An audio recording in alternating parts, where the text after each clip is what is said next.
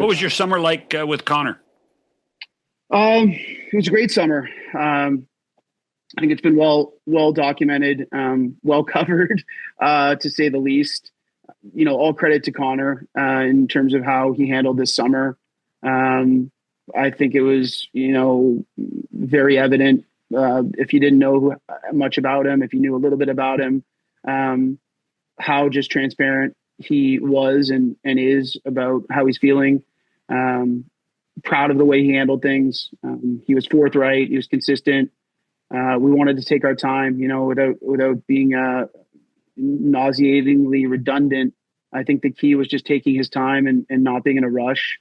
People are going to speculate and guess, and sure, that's what people are supposed to do. But was really proud of his process.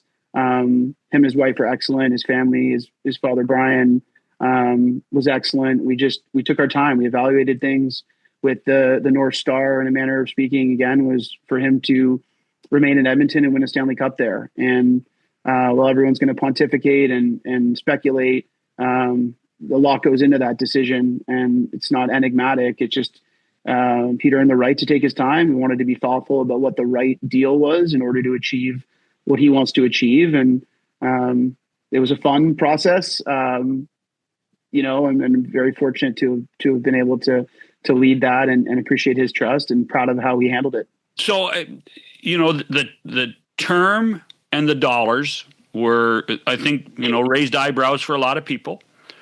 At what point did you guys decide that was the term and the dollars you needed? Was that the genesis of the whole summer?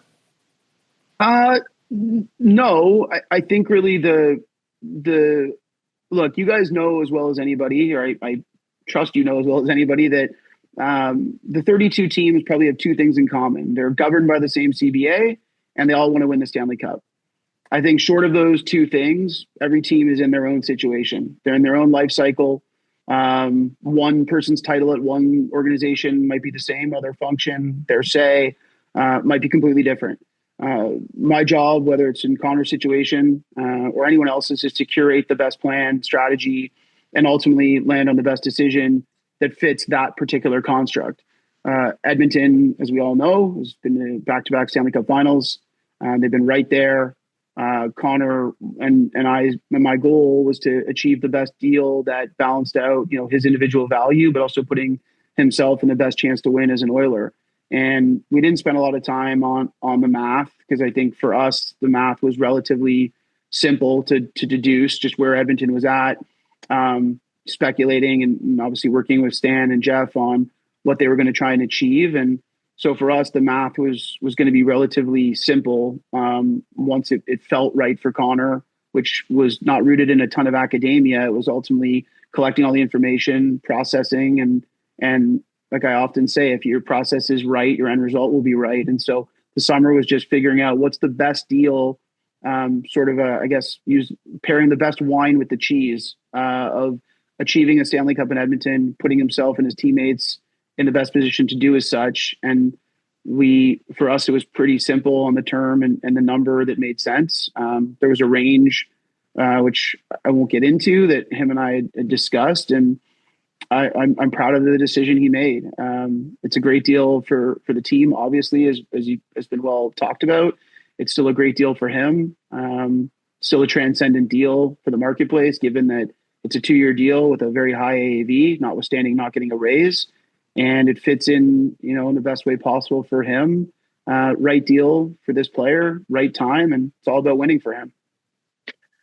I'll throw a comparable and a comment. Darren Ferris said he wanted Mitch Marner to go to free agency, and that was his stance. And Mitch said, no, I'm going to go down this path and do the sign and trade with Vegas. Did you want Connor to go to a higher number, or where were you? As an agent, you're thinking bigger AAV. Yeah, I totally get the question and not being coy about it. Again, simple answer, no. I'm out there to achieve the best result for my clients in their specific situations. I'm focused on every situation being its own. While there are comparables out there and people like to have relativity, to situations. I look at every situation as completely its own. It's got its own variables, its own particulars, what's important to players. So no, the quest was never a particular AAV. Again, I'm all about process, and I feel like if you have a good vision for where you're going, it usually takes care of itself. I think it's no slight or disrespect to the Oilers. Certainly, everyone knows Connor could have signed for whatever he wanted. I don't know, that's not some big mystery or big secret.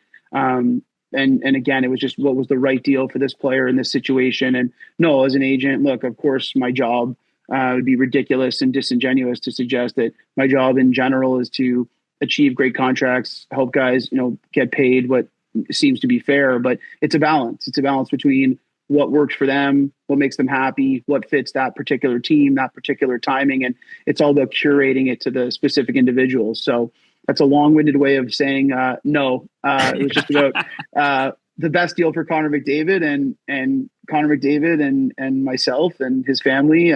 We believe we achieved exactly that. Okay. Right in the middle of these conversations that you're having with the Oilers, Kirill Kaprizov signs for $17 million a year. Did that cause you guys to take a step back at all, or what was your reaction in the middle of it? No, really don't think about it. Yeah, and I'm not giving you some surfacey. Again, not to be redundant, but I can be good at that. Repetition's important sometimes. Not at all.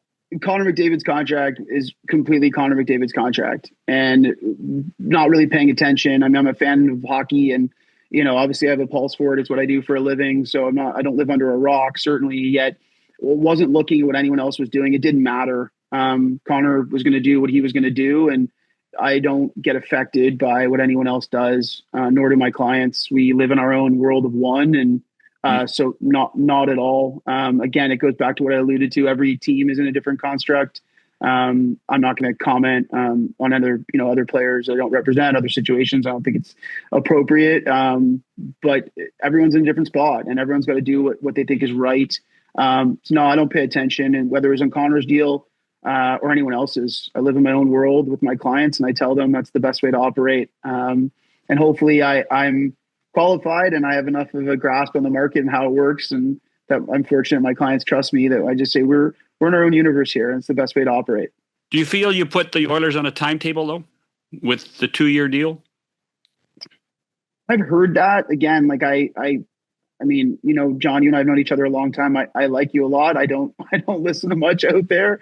I don't know. I've heard that. I don't have much to say about that. I don't think so. I think we did the best deal that kept the AAV at a favorable place.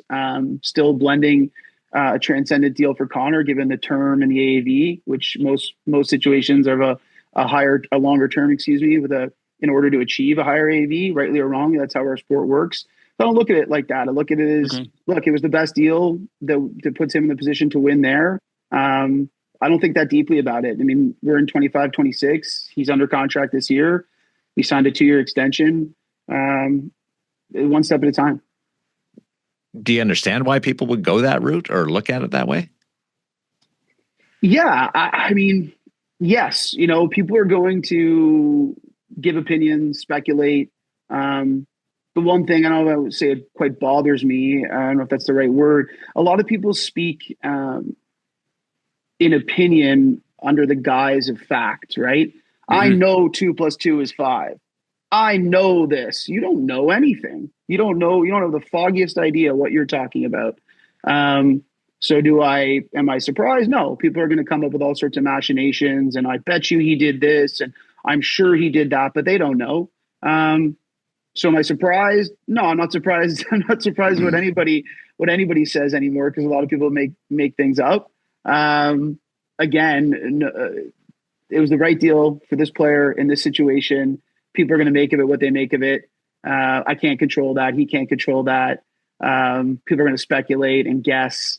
It was just the right deal for this puzzle, for this team, for this player, and that's about that.